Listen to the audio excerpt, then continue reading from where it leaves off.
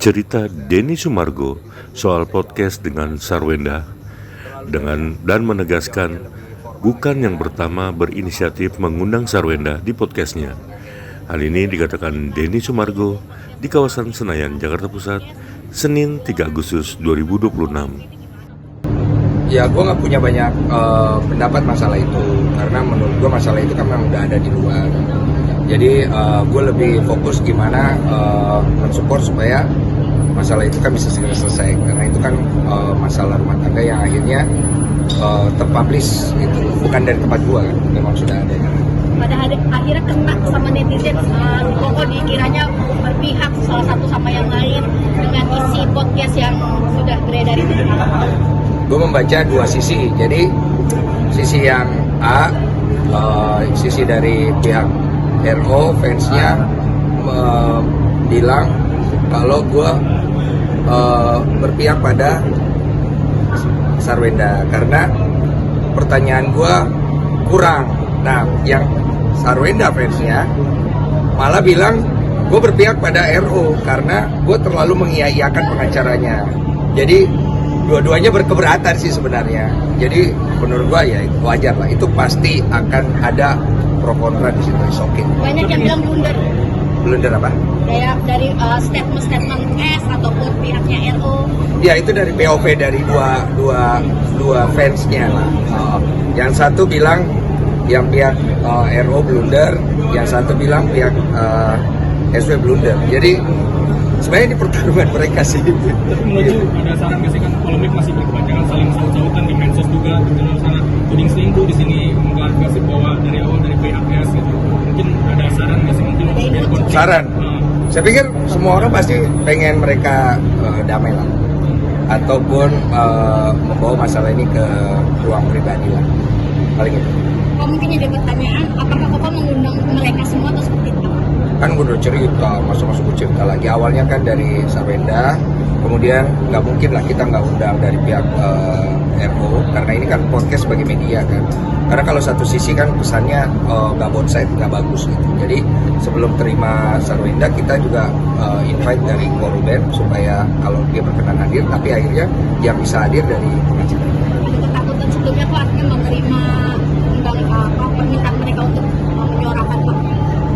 Ya, ada satu ketakutan yang mana saya takutnya nanti malah jadi pada blunder.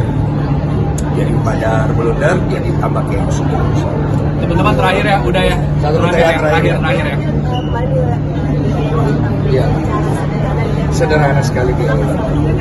Karena yang ulang tahun pertama udah agak meriah tuh. Kita bikinin acara dan memang itu karena ulang tahun pertama. Ulang tahun kedua menurut kita udah nggak kesana arahnya, lebih ke kesederhanaan yang pengen kita masukkan sebagai karakternya Biel. Kita ada main sebenarnya ngajak Biel ke Panti Asuhan, dia seneng banget. Tapi kita nggak ikut karena mengkontenkan anak-anak Panti Asuhan kan dalam sini.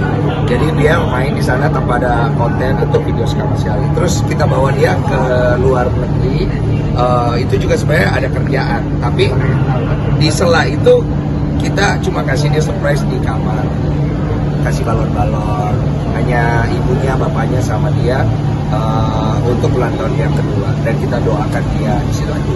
Oke Kak, 2 tahun pertumbuhan dia, artinya perjuangan Ciolit dan Kodensun ini untuk mendapatkan dia luar biasa. Iya. Gimana Kak udah 2 tahun ini untuk dia? Itu yang menjadi titik haru lah. Setiap kali ngelihat dia udah bertumbuh, tahu-tahu usianya udah 2 tahun, rasa itu nggak pernah hilang. Karena untuk bisa mendapatkan hadirnya Biel itu kan sulit banget. 4 tahun perjuangan yang tidak mudah. Jadi pasti rasa itu akan selalu menjadi istimewa ketika melihat dia bertumbuh dari 1 tahun, 2 tahun, nanti ke 3 tahun dan seterusnya. Dan kita bersyukur banget gitu loh. Kita masih dikasih kebahagiaan yang luar biasa dengan hadirnya Biel. Sementara di luar sana mungkin gue kan banyak sekali melihat masalah di luar sana. Jadi gue ngerasa kayak ya semoga orang-orang di luar bisa merasakan bahagia seperti apa yang kita rasakan. Kita terus mendoakan seperti itu. Kakak, mohon maaf. Satu terakhir. Terakhir. Satu terakhir.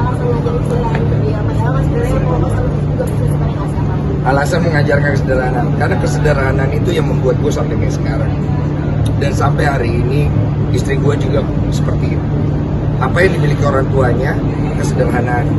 Harta, nama besar juga itu hanya milik Tuhan saja. Kami tidak punya kapasitas di sana. Dan suatu hari nanti kita nggak pernah tahu jalannya kita tuh seperti apa. Bisa aja saya pergi duluan, istri saya pergi duluan. Tapi apa yang harus tinggal sama dia? Kalau yang kita tinggalkan harta, tapi tidak ada kesederhanaan di dalamnya, nanti dia menjalaninya tuh jadi malah tidak baik. Karena nama kami, darah kami ada bersama dia. Ketika dia jalan dengan arogansi, flexingnya dia, kami malu. Dan kami tidak mau Biel harus mengalami perjalanan hidup dengan kemewahan. Walaupun dia punya semuanya. Itu aja. Oke, terima kasih. Thank you. Thank you, Ko. Orang baik. Jangan lupa subscribe ya.